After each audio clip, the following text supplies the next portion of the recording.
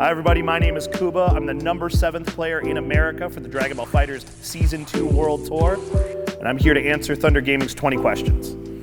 How did I get my start in competitive gaming? Well, originally back in 2014, I went to a Smash 4 tournament, and I didn't end up really vibing with it because I got my ass kicked pretty handedly.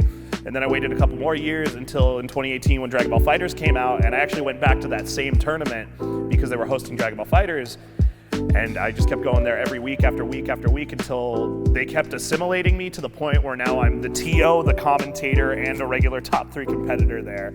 So just on accident, basically. What is the origin of my tag? Well, my name is Jake, and my dad's family is from Czechoslovakia, which is a country that no longer exists. And he used to call me Kuba growing up because Kuba is actually Polish slang for Jacob, because it goes Jakub, Kuba.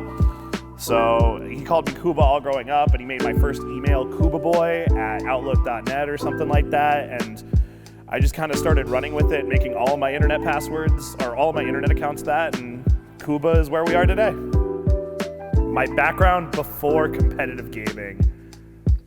So I got kicked out of community college, which is something I did not know that was able to happen, because that's the place you go when you have nowhere else to go. And then I worked as a camp counselor for a couple years where I taught improv, stand-up comedy, and sketch writing.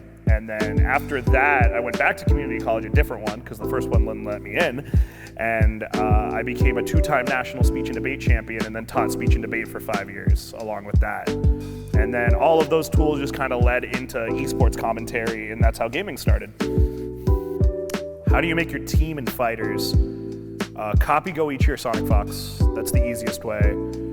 Or you can play around with most of the characters in the game. In Dragon Ball, most of the characters are very samey. They have very similar combo structure and moves. And you can kind of throw anything together as long as you have a beam assist at the back, like Goku, Krillin, Yamcha, Cell, any of those in the back or mid. Really throw them on their team. It really doesn't matter in Dragon Ball. Just play who you like and figure it out, and one of them's gonna end up being a Goku. What advice do I have for new players? Be okay with losing. Get ready to lose. Being able to take a loss and taking the L is one of the most meaningful things you can do in anything that's competitive.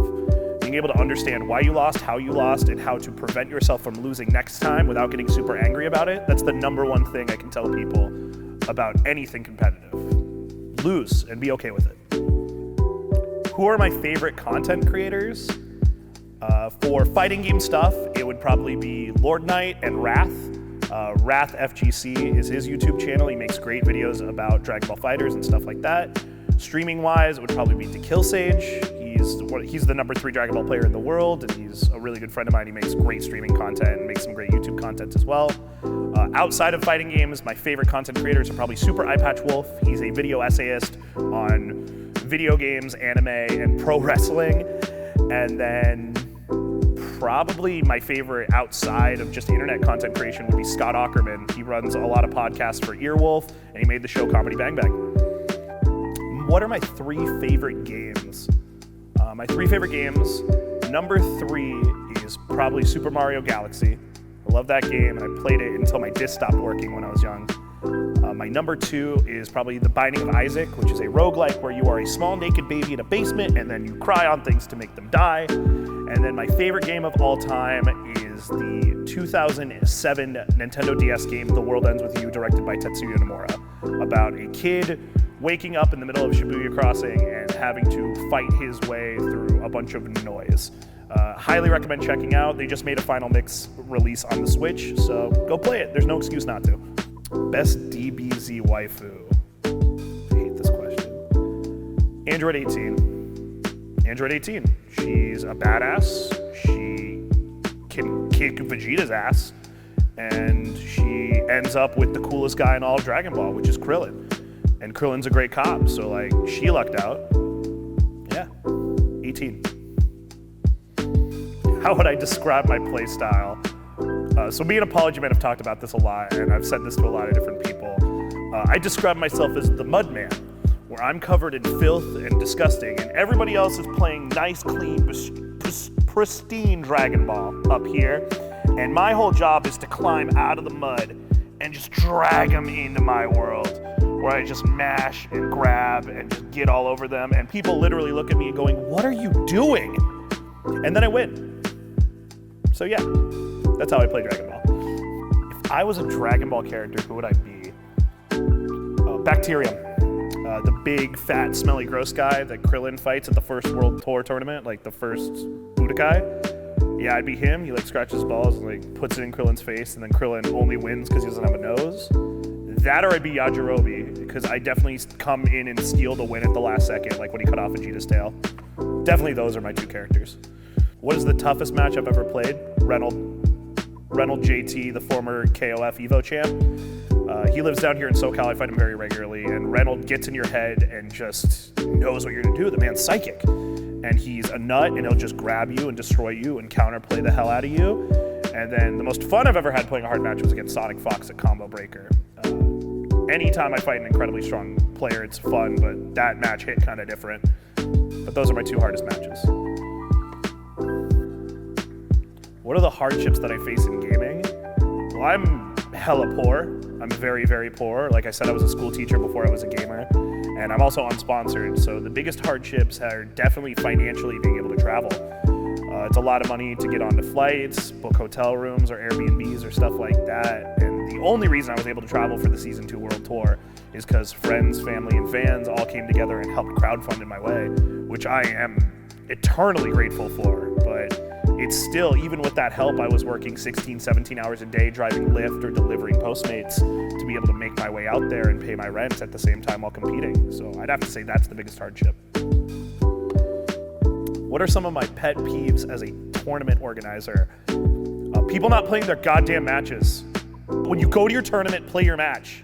Like, don't go and wander off to the bar, or I don't know, go 2 blocks away to the Jack in the Box without telling anybody. Go play your goddamn match. Like, I'm not messing around here. Go play your match. God, idiots. What is my experience competing abroad? It's amazing. Going to different countries or territories or locations, even inside and outside the country completely, it's all the same, because in the fighting game community, no matter where you go, you have friends. There is a group of like-minded people ready to just kick it with you, hand you a beer, and ready to play some games and talk trash. And it's incredible. Like, the moment I stepped foot in Puerto Rico, I felt like it was a second home to me. Singapore, the people were incredible. Japan, they told me about every single local beforehand, and I tried to go to as many as possible. It's an experience I wish that everybody could be a part of, but it's so expensive that it's not feasible. But if you have the opportunity to travel abroad, do it. If I were to run for president, what would my platform be? Socialism.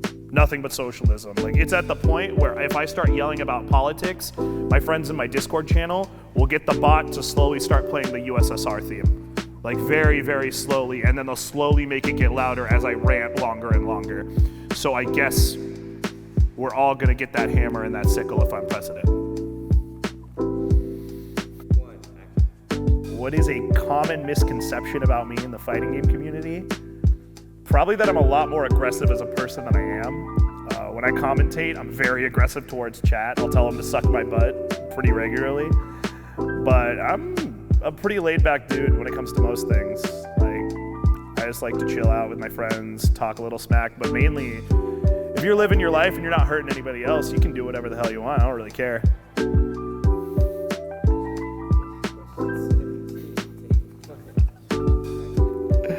If I had a one wish by a magical genie, infinite wishes. If I couldn't wish for that, infinite genies. If I couldn't wish for that, infinite wishbones that grant wishes.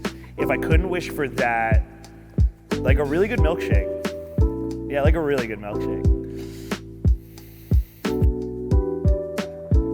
If I had a day in the hyperbolic time chamber, what would I do with it? All right, so for those of you who grew up without Toonami and didn't see Dragon Ball Z, the hyperbolic time chamber is this room of infinite bullshit where you walk into it and one day passes in the real world and 1 year passes inside there. So in that, I'd probably like dedicate myself to getting super in shape, and I wouldn't get it done. Like I'd come out, I'd be like 20 pounds lighter, I'd be like, guys, I'm jacked, we did it. And like I still have a gut, I still have a double chin, and everybody's like, yeah, you look great, man. Like, what did you do? And I'm like, I spent a whole year yesterday working out, and I got this. And they're like, really? Like you didn't do more? And I'm be like, yeah, I'm real bad at this. What is my zombie apocalypse plan? That's a very 2008 question. I'd die. I ain't living in that shit. I'm just gonna die. I'm gonna willingly infect myself and then find like a resistance group and then make sure they all get infected. I'm just gonna ruin everybody else's time.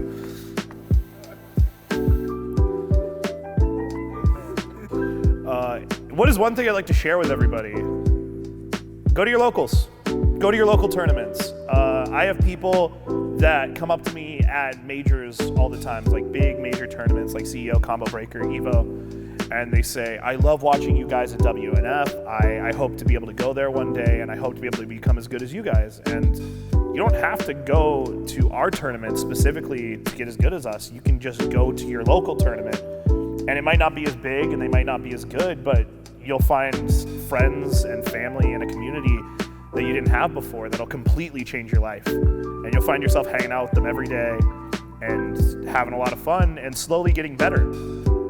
So if I had to say one thing, just go to your tournaments, go to your locals, and keep getting better. Hi everybody, thank you so much for watching my 20 questions. There's a bunch more 20 questions on the Thunder Gaming LA YouTube channel. So remember to like, comment, and subscribe to see any more that come out, and go check out the ones that happened before. You can also follow me on Twitter at Cookin' with Jake. Cookin' with Jake, there's no G in that. And you can also see the videos that I made. I made a video about why you suck at fighting games and why esports jerseys look stupid. So go give those a watch. Thank you for watching, and I'll see you next time.